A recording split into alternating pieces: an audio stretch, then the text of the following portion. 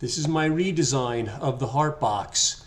So a few cosmetic things here. Notice all the little grooves in the side terminate, this nice little rounded terminator before they hit this new little filleted edge fillet that runs around the whole inside here. The piano keys, completely flat fronts. The star ring here, the ring in the star drive, redesigned, transparent. New bulb, well, whatever color you print it in, right? Should be transparent, bulb should be white. The holder for the lights, redesigned a little bit. The door, little trim across the top of the door, added. The door opens. The biggest reason for doing it here, these removable, to make everything removable and maintainable. So this backing plate slides off. There are 4 versions of this backing plate right now. So you've got the one that's this one's based on John Riggs' original design with little snip pieces of tin, little crush ring from a Subaru in the middle there. This one's designed to be printed with conductive filament, if you want to try that. These two are designed to use conductive copper tape. Here the wires feed through underneath and they're held underneath the tape. The adhesive is conductive as well. This is the version I'm currently using. I feed a little tab of the tape through to the back and I solder the wires on there. So also here, just to note that the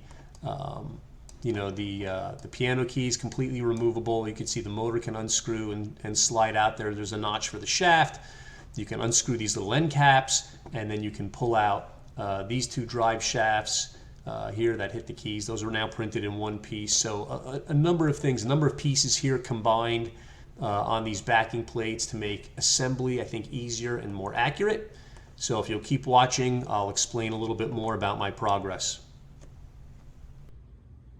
Welcome to the Ogrinz Labs YouTube channel. Interesting title sequence coming.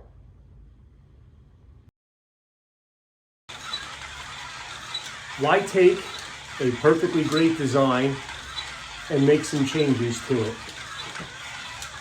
And what am I testing down here? Well, let me go over to my Robby build and I'll explain what I'm doing and why I did it. Here's Robby's torso.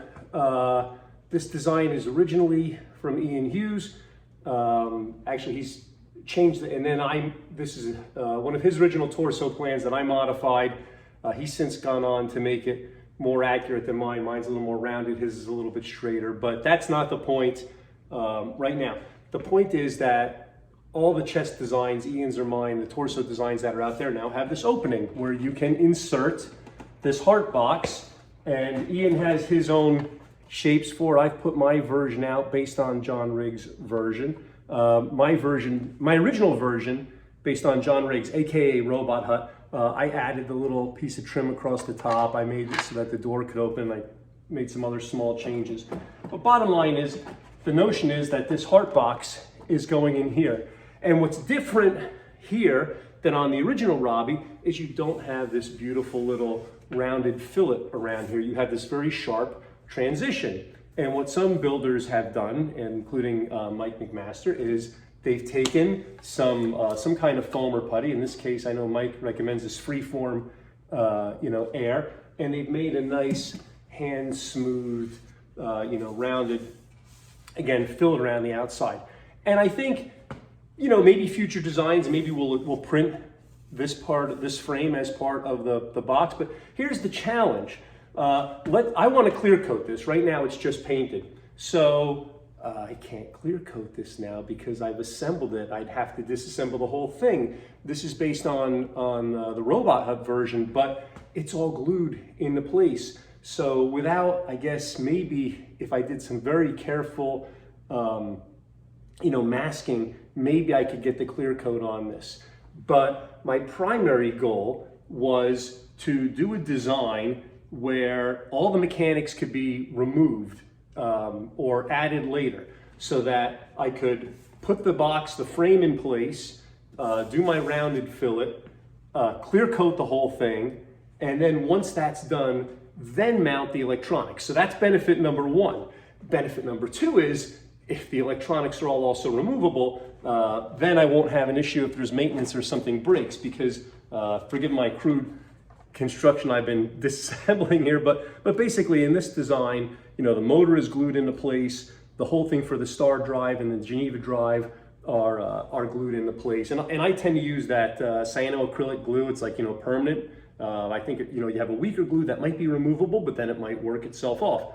So the first goal here is to make something where the basic frame non-mechanicals can be inserted and can be, you know, maintained later on. And the secondary goal, and I'm not going to go into a lot of details in this, but there are a number of small cosmetic changes that I did for accuracy. And to me, that's eye of the beholder. So I might point out some little changes that I made, but this is not to throw shade on the work of any others, especially John Riggs, again, Robot Hut, who gave us, you know, such fantastic work for this. And admittedly, if you look at his YouTube videos or Thingiverse files, it was to build a standalone heart box sort of display. And he did something similar for the head. I think he calls it a brain box.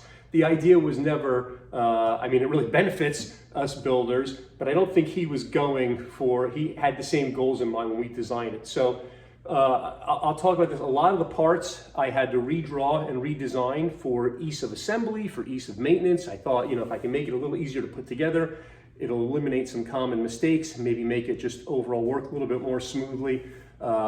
So those files that I have redrawn or recreated, I'll make those available. But there are some files, John's files work perfectly great. I'm not going to copy his work. So to get those files, and I'll point out which parts those are specifically, you'll have to go to his original Thingiverse page to get those downloads. But let me go back into the shop here and talk about why I made some of the changes that I did. Okay, let's start by talking about the piano keys. And let's turn these off here for a second. You know, why do we have different pieces here? So this is just to make it easy to test, right? And so theoretically, if all the parts are removable, I should be able to take these out and put them in the final version. So this is me just made a little test harness for the piano keys, and this is my little test harness for the star drive mechanisms. I still have to print out a little test harness to make sure the door I designed at the top is going to work correctly, but really quickly. So this is made just to be tested and easily, you know, taken apart. So we have the same 120 RPM motor that John recommends. And the basic mechanism in the back, very similar. I'm just temporarily holding the keys in place now with bent pieces of paper clip. A lot of simplifications here. The biggest being that there's a notch right here in the side, so you could slide the motor in, mount it from the side. I only have one screw holding it here. So the motor's not, these pieces are not glued in, the motor's not permanently fixed into place. The motor can be removed at any point. Also, the shaft on each side, each is one piece now. No reason to, you know, to have that separate pieces. The little end caps that I designed can screw off now. So the bottom line is, you can see, you pop the end caps off, you unscrew the motor, you know, you can take the whole thing out. The piano keys, again, held into place with those same little metal spring tabs that Robot Hut recommends. And, you know, in the front, I just redrew the keys. You know, there's John's key has this little notch on the bottom, and mine are straight. So that's my version of the piano keys. Moving on to the chest dials, and I'm powering the lights and the motor separately, and that's just really done for my convenience for testing. If I turn this around, let's see here. Again, you'll see the same. Maybe I should actually disconnect a couple of things here. Let's take these little connectors off. And again, the idea being, it's nice to be able to make this stuff maintainable, to have these connectors. So first of all, on the front, I'm using incandescent bulbs. Redesigned this ring, slightly different design. Also redesigned resin printed star and bulb. That's printed in white resin, that's printed in clear resin. Obviously, I haven't finished this yet. I'm using a different design with conductive copper tape.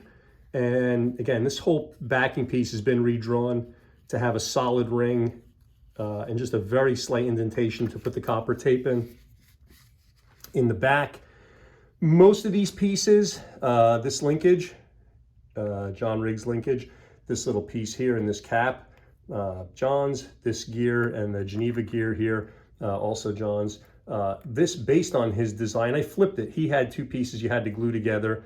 I have it as one piece. It just felt like an area where there was an easy way to misalign it since you're hand gluing it and there's no way to line it up. And again, I've combined the ring, the inner ring here into this piece just to make it easier for assembly. But hey, the big thing is you could take this thing apart. Notice it sort of has these little channels, and I'm not holding it with any screws or zip ties or anything on the side, but you could take this whole thing apart now fairly easily. So let's try and do that really quickly, actually. I'll just take the star drive motor out here, and I'll just feed that little wire through. And I didn't want to really mess with any diameters, but I found that this little connector works. If I can get in focus there, it works great. Just had to file the sides down. It'll fit through there nicely. You can actually slide the whole thing out now. You don't even need to pull this pin out. It's a little easier if you do pull it out. So I think I'm going to push that through. And right now I haven't glued anything. It's all just friction held into place. And I think that's fine. I might put a little dab of glue. Again, not permanent glue, but just a little dab of, something like some GE silicone or something to temporarily hold it. But so the nice thing is, as I said, this thing will just slide right out.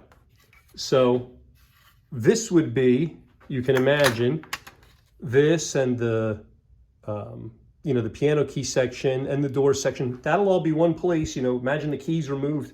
You could put this thing in, you could finish it, you could clear coat it, no mechanicals. And then you have this little piece here. These are all this is your removable mechanical plate. You can mount this at any time. Put this back in. It just slides in from the back. Mostly easily. Hard to do two things at once here, but let's see. La, la, la, la. I'm standing at a weird angle. All right, you saw it come out. You know it goes back in.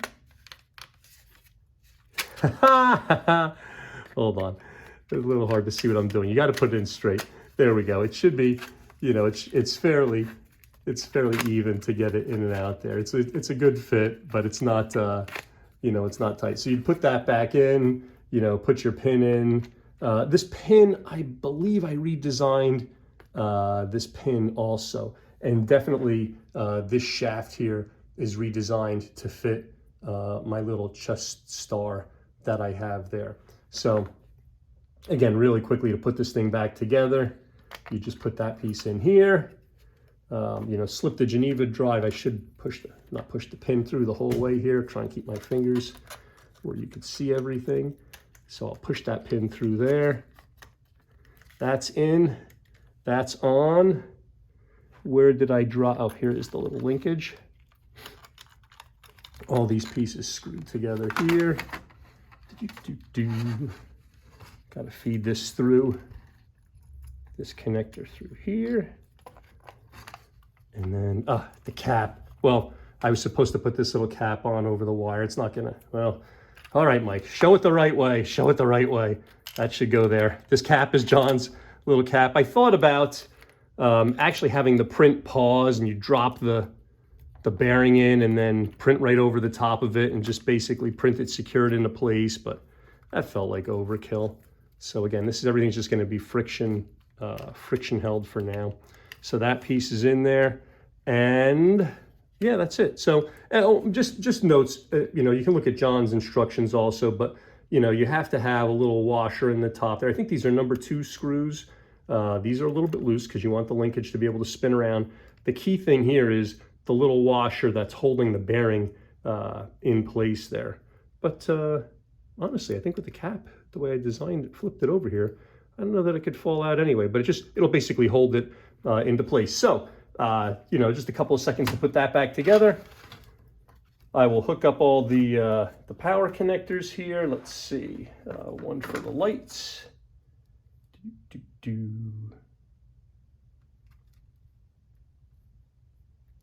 And another one for, let me make sure I hooked up the right one here for the lights. Got these two wires put together. I think this is the lights for that one, and this is the motor. How we doing? We still roughly on camera? Yep. And so that should be the lights. Oh, I hooked the lights and the motors up to the same battery. That's okay. It'll just flicker a little bit. And then getting this guy basically, let's see here. You know, it's just a question of getting the correct position. So the little pins line up. There we go. But that's how easy it is to take, you know, for maintenance, to put this thing together and to take it apart again.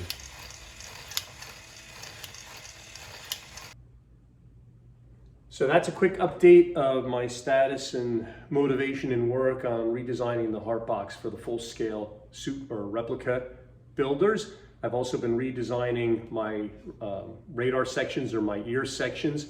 I have two versions. This version that I'm holding is meant to hold Norm's CNC radar posts here and his acrylic sections.